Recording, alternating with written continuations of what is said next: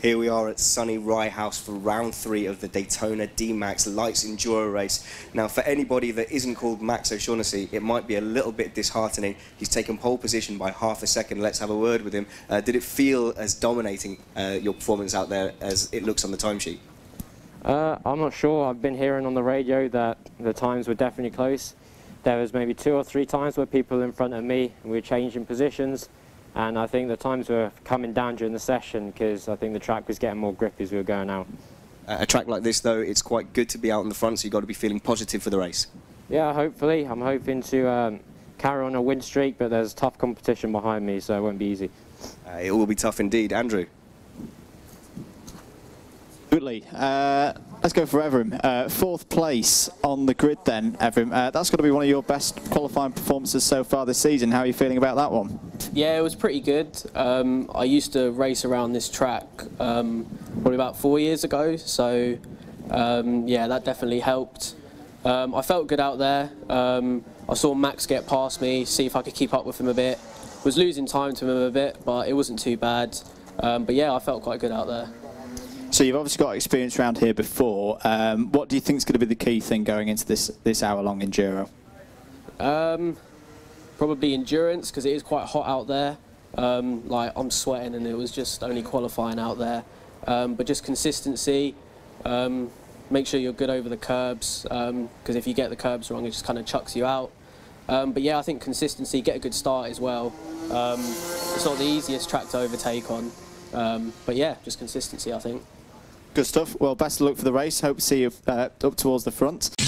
Yeah, we've got Ollie Manton here. Obviously, tight circuit, difficult to overtake. You happy with your start position? Yeah, it's tough out there, but I feel like I did well. You're a young man, so obviously you've got a lot of endurance and stamina, but it's an hour and it's starting to get really hot. How do you deal with that? I feel like I just need to cope with it. Like, it's going to be tough no matter what, but like, I just need to do the best I can all the time. Okay, you can't run from the heat. A prediction for the race? Not really a position, but not last, hopefully. Have a good fight, Ollie. Thank you very much.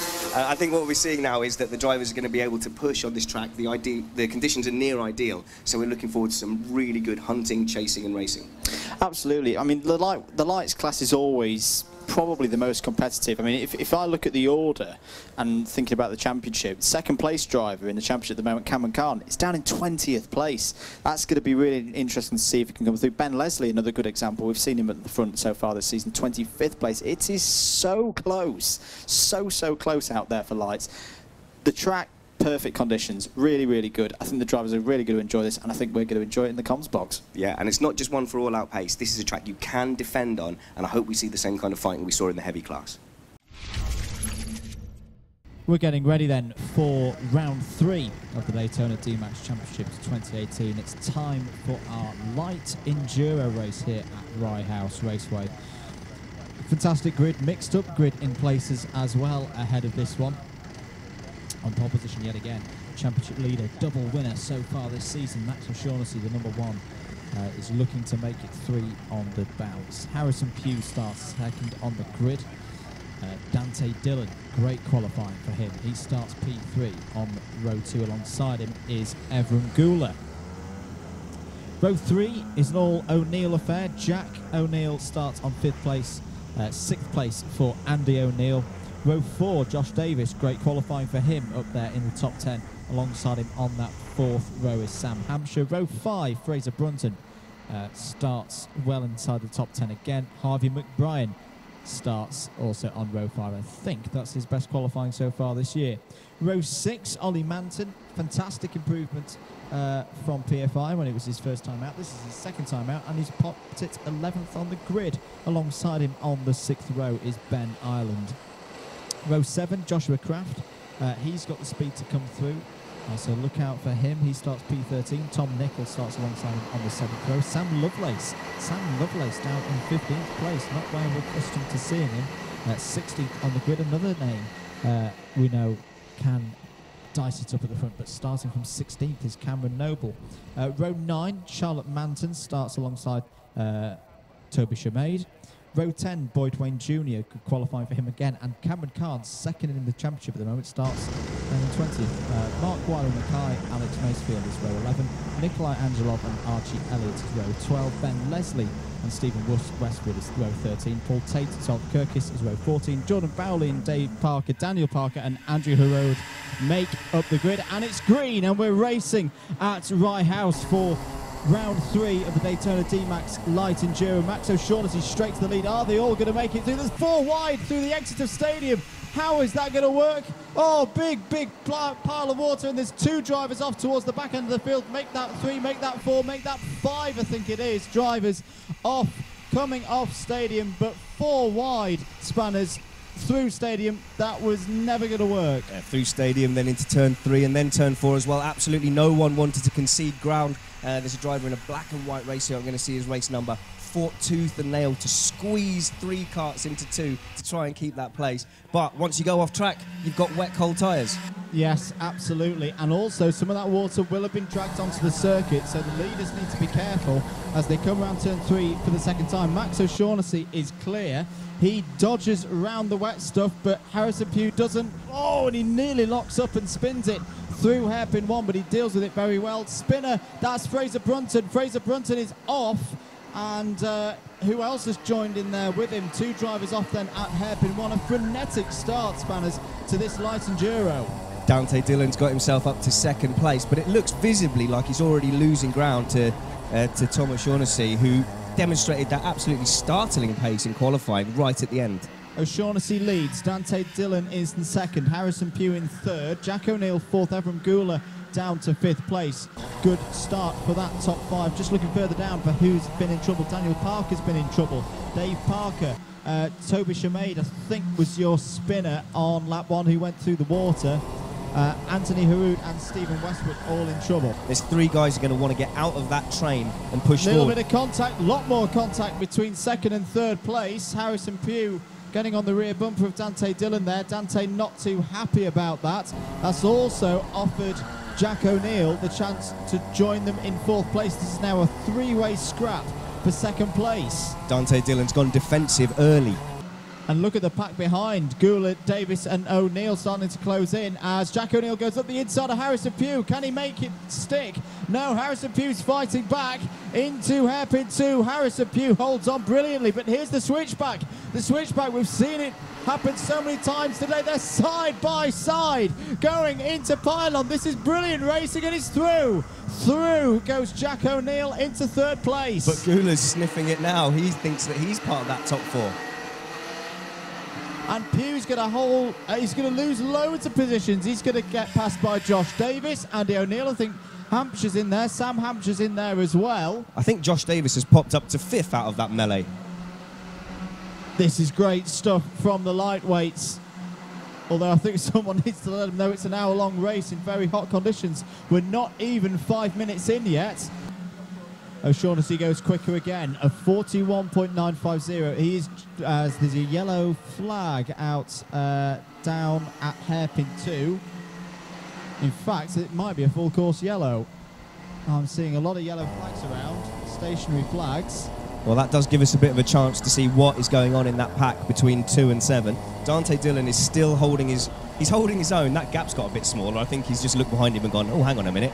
Aren't the gaps meant to stay the same under yellows? But he's certainly holding up the pack now, and I think when we restart, you're going to find that he is very closely bunched up with the rest of the field.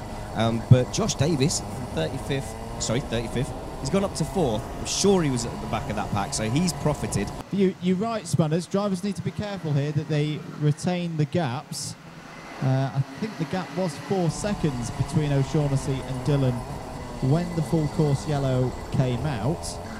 Yeah, in fact, Dante Dhillon's being told there to increase the gap. Yeah, so it might not be. Sorry, it might not be on the cars that are behind him, because there was 6 cars behind him. There's now 7 cars behind him, 8, a 9th one joining that pack as well. Yeah. But it's always a bit of a difficult situation, isn't it? There's no set speed Green you're supposed flag. to go at. Green flag, we're back to racing then. So the gap is 4 seconds. That's judged perfectly by Dante Dhillon. So There shouldn't be any repercussions because of that, but further back in the field, battling there between the 24 and the 6, that's Pugh trying to make his way through, and Fraser Brunton up the inside into hairpin 1. Can he get the move done, the youngster? Yes, he can. Great move by Fraser Brunton, taking Harrison Pugh there. Harrison Pugh now having to deal with, I think, Sam Lovelace and Joshua Kraft. And Cameron Noble's in there as well. So all the big names in the championship starting to come forward. Yes, 9.69. The gap is now 4.6 seconds. And I reckon that's all because Dante Dhillon looks very, very vulnerable right now to me. He's being caught by Jack O'Neill. Yeah, but it's a classic racing situation. Yes, it looks like he doesn't have the pace at the moment of the cars behind, but he's earned that spot with third place in qualifying and gaining a place off the line on the rolling start. I'm looking at O'Shaughnessy. He's so smooth. All his inputs are very precise and direct. He's not that busy on the wheel. Inside for second place into hairpin 1. Big dive there from Jack O'Neill. Evan Gould's now going to have a go. Doesn't get the move done. But like we saw Rob Bennett do in the heavies, Dante Dhillon, he saw that move coming. He stayed out wide and he's got the cutback. Sorry, Richard. 3 wide coming off hairpin 1 into hairpin 2. This is all about. This is Sam Lovelace, Cameron Noble, and Harrison Pugh in there as well. Ferocious battling here. Pugh being ganged up on a little bit by the others. But Khan goes up the inside into hairpin 1. Oh, overcooks a little bit, and Noble's going to get back through hairpin 1. So much bravery on the exit of that first hairpin, because that barrier must loom very, very large when you've decided to take an early acceleration. Contact's going down the back straight, and I think that's Fraser Brunton, is it not? In the wall, and it was contact. Well, no, it might be. That's the wrong part of the track. It's not Brunton. Should just say he doesn't look hurt. He looks okay. Definitely looks devastated and gutted. He's appealing for the marshals to come over, but I'm just glad that he's able to wave his arms around. It's Ollie Manton falling down through the order. Oh, that's such a shame for Ollie, who'd qualified so well, but he just got pinched there, 3 wide coming off hairpin 2 past the gallery towards the pylon corner. You can see Boydwen Jr. was involved as well, and poor Ollie just got fitted round and into the barriers on driver's left. That's awful, awful luck. Dhillon goes defensive again into hairpin 1. And they're almost 3 wide, definitely 2 wide. Pugh's going to try and go round the outside. Is someone going to... Oh, no, O'Neill. Look at that. Jack O'Neill pops it up the inside of Harrison Pugh as they're going into pylon. Side by side, O'Neill is just about going to get through. Lovelace is in there as well in the blue helmet. I like that move from Pugh. It's a shame it hasn't worked out for him, but hats off. That was a brave and bold move in the second hairpin. And this gaggle is starting to splinter now. This is good news for Dante Dhillon. Sam Hampshire has got past Harrison Pugh. Battle for third. 24 of Andy O'Neill is closer than he's ever been. Dante Dillon's gone defensive. Very defensive into hairpin 1. They're side by side again through hairpin 2. Now can O'Neill get the switch back? Takes a lot of curb as Dhillon, and I think O'Neill's got the run. They're going to be side by side down into pylon once again. O'Neill's going to have to go the long way round the outside. Takes a lot of curb. They're still side by side. They're now 3 wide. This is ridiculous. And through, that's Jack O'Neill. The other O'Neill comes through. This is brilliant racing from the lights. And somehow, Dante Dhillon is still in third. Dante Dhillon going over to the right-hand side of the circuit as they come past us in the commentary box. Defending again. Lovelace is going to try and go around the outside, or maybe try and get the cut back through hairpin 1. Is he going to try and set it up into hairpin 2? Look, side by side go Lovelace and O'Neill. Who do you defend against in a situation like that? And Lovelace is going to get alongside. He's going to try and go around the outside. Contact! Ooh. A lot of contact between O'Neill and Lovelace through pylon corner. And Lovelace does very, very well to hold on. But the other O'Neill, Andy O'Neill, now back through and into 5th place. I think that was optimistic by Lovelace, if I'm honest. Round the long, long right-hander. Dhillon's still there. There's a back marker ahead of him. I think it's Stephen Westwood in the 25. Dhillon goes defensive, very defensive. Jack O'Neill down the inside. Can he hold it? No, he can't. That was brave stuff from Jack O'Neill. Robust defending from Dante Dhillon. It's being negotiated now by the likes of Harrison Pugh and Fraser Brunton. Brunton through, Fraser Brunton, and alongside, and O'Neill's through. and finally, and both of them are going to go through, and oh dear, there's a shake of the head there from Dante Dhillon, because I think he realises now that the game is done. He's fought for a very long time, but I think it was through hairpin 1 that Andy O'Neill got up the inside. Dhillon then got compromised through hairpin 2, and he's lost 2 positions now. So Andy O'Neill up to 3rd, Jack O'Neill 4th, Dante Dhillon 5th, Lovelace and Hampshire now 6th and 7th. But Lovelace will try and get past Dante Dhillon now. Lovelace looking to the inside, jerks back to the outside. More traffic getting involved here, thinking what on earth is going on here? Well, it's the battle. It's the battle of the race. It's been raging since lap 1. Lovelace and Pugh are now alongside each other, heading towards Pylon Corner. Lovelace holds him off. You're right, he's not happy with this at all. He's left the door open. Inside, and there's contact into the braking zone. They're all going to overshoot. Sam Lovelace is going to try and cut back. Dhillon's completely off the circuit. He's going to rejoin. They're 3 wide into hairpin 2. There's more contact. Oh my goodness me. They're all having a conflab as they're going down the back straight. And Pugh's through. Well, that was very interesting. Dhillon on the inside again. Has a little nibble. He's not taking this lying down. Dante Dhillon's not happy with that at all. Fraser Brunton's still in there as well. I thought he was going to take all 3 of them for a minute. Cameron Kahn's in there. This is mental. Dante Dhillon took a Mario Kart style shortcut between the 2 hairpins. And Lovelace is through as well. Lovelace has got past Dante Dhillon. Fraser Brunton's now trying to tackle him.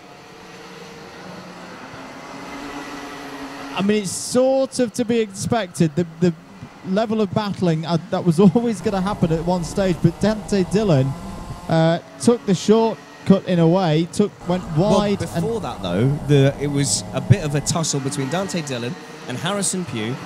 Dante left the door open, but decided to fight it quite hard. And they were pushing each other into that first hairpin. I was surprised no one spun there. Fraser Brunton's still there.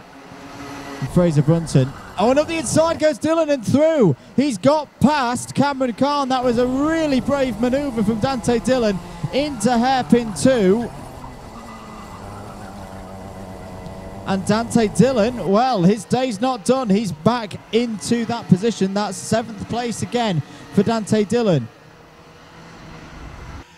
But here's the interesting thing. The leader, you might just see, is just behind this 4-cart battle.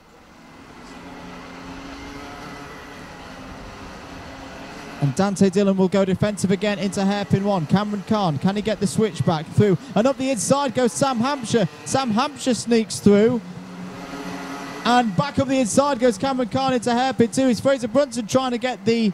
and yes, Fraser Brunton's going to get up alongside Sam Hampshire. He's going to have to go round the outside. There's a blue flag out as well, because there's the leader. Now, Max O'Shaughnessy doesn't necessarily need to get through these drivers that quickly. His lead is over 11 seconds. He's got past Brunton now. Now, here's an interesting thing, Richard. What if Max O'Shaughnessy closes in on Dante Dhillon and Dante Dhillon gets blue flags? Oh, Dhillon's run wide. Dhillon's run very wide through stadium. And oh, dear, he's lost all of those positions now. Cameron Kahn is through, Sam Hampshire is through, Fraser Brunton is through as well as Max O'Shaughnessy. So let's see how he does this time around. Another 41.6. Hello. Harrison Pugh is now closing in on the O'Neills. The gap is less than 3 seconds. Now, we said earlier, didn't we? When do the O'Neills start to squabble over that 3rd place? Not now. Not now. I disagree strongly. Every man for himself now. It's that you don't have to outrun a lion that's chasing you. You just need to outrun your friends. Because I just want to check this gap between the Pughs and... the 1 Pugh and the 2 O'Neills. To see how they're getting along. Because I reckon Harrison Pugh, he's going to just run out of time. Max O'Shaughnessy's just put in a 41.585. Just to remind everyone how control of this race he is in. We've now hit an hour. We're on the final lap. Waiting now for Max O'Shaughnessy to come round. And here he is, round the final corner. What a dominant force Max O'Shaughnessy has been this season. That is 3 out of 3 for Max O'Shaughnessy in the Light Enduro this season. Action between the O'Neills. Huge. And yes, the O'Neills are fighting at long last. But look, Harrison Pugh is right behind them. The battle for third is going to go to the end. It looks as if Jack is going to hold off Andy. He had to retake that place into the second hairpin. It's been a good scrap. Round the final corner, who's going to take third? It's going to be a drag race to the line. It's going to be the 23. It's going to be Jack O'Neill, just ahead of Andy O'Neill and Harrison Pugh. For third, fourth and fifth, Evrim Gula has come across the line in second place. A fantastic result for him.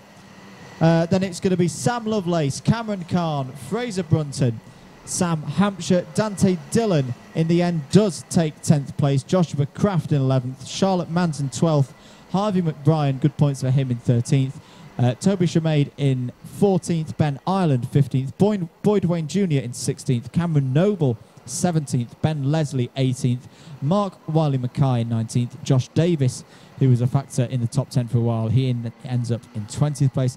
Nikolai Angelov in 21st, Dave Parker 22nd, Paul Tate 23rd, Zolt Korekis 24th, Stephen Westwood 25th, Alex Macefield in 26th, Jordan Bowley 27th, Anthony Herode in 28th, Archie Elliott in 29th, Daniel Parker 30th, Ollie Manton in the end is classified 31st after an eventful race for him, and Tom Nicol was a retirement and is classified 32nd. 2 podiums so far this season. Very different conditions here today than from what we had at PFI, but that's a good run so far this season. How are your ambitions for the rest of this championship playing out now as we go towards GYG in the next round? Solid. I think that, you know, I've not started at the front really in any races yet and sort of ground out 2/3 and a 4th. I'm very pleased with actually, because then gives you, it's not the races you win comfortably, because sometimes you get a rocket ship 5/10 seconds faster than everybody else, win the race, look an absolute hero, you know, half lap up the field. It's the races where you have to, you know, you haven't got the car, you have to grind out the result, and so far very pleased with managing to get those results. Good stuff. We'll see you at GYG? Absolutely, yeah. We'll see you there. Well done. Moving on to second place then, Evrim Gula. Evrim, what a drive. You've had to battle your way through the pack, but second place in the end, and you had the same pace as this guy next to you towards the end of the race. That must give you a lot of confidence going through the rest of the season. Yeah, it does. It was a pretty tough battle with Dante and the whole pack, but managed to get him at the first corner and then broke away. But yeah, just tried to keep consistent. I was physically drained after that, but yeah, no, it was good. Didn't really think I was going to get through that pack because I kept gaining position and losing one. But yeah, I'm pretty happy with the race. What's the rest of the season looking like for you? We see you as a regular. I mean, we've seen you up in the top 10 at PFI. We've now got you on the podium here. What's the aim for the rest of the season? Nothing. It's just kind of go out there and see what happens. I'm not looking to win anything. So it's first year in DMAX, so just see how it goes really, but I'm pretty happy with this result. Yeah, didn't even realise, I thought I was finished in like 4th or something, so yeah, second's pretty good. Very good indeed. Well done, Evrim, and we'll see you later in the season. Really good start to your time in DMAX. Max, 3 out of 3 pole positions as well, a perfect score so far this season. I've not worked out how big your championship lead is, but you've got to be feeling pretty good at this stage of the season. No, you've been untouchable so far. Yeah, I'm definitely feeling confident, although I can't stay cosy because obviously last year I had quite a big lead at the start and then people were slowly closing it back, and also I think this is my first pole so far. I think, PFI I started 4th and I started 32nd at Milton Keynes. True, actually, the fastest laps, that's what I meant, 3 fastest laps so far this season. But yeah, obviously going towards Glanny Gores next, is that a circuit you've been to before? No, I've never been there. That's a new track I'm going to have to learn. It's a good one, and you'll enjoy GYG. But well done, Max, 3 out of 3, and we'll see you next time in Wales. All right, thanks. Richard, what a race that was. I mean, Max was in a league of his own today, but then the top 10 backwards, any one of those drivers could have been on the podium. In the end, it's Evrim, it's Jack. Did you enjoy that one? Do you know what? If you ever wanted a race with an in-car mic for those drivers, because they're all being nice and respectful and calm now, but they were getting really hot and heavy out there. It was super competitive, and I think it sets us up for the rest of the season, because I think there's a few people there that are going to want to make it a little bit personal the next time it comes kart to kart. Well, really good stuff again from the lights. Max O'Shaughnessy takes 3 wins out of 3 and a huge lead towards Glenny-Gors, where we'll have round 4. If you want to be on the grid for round 4, check out the details below to book in right now.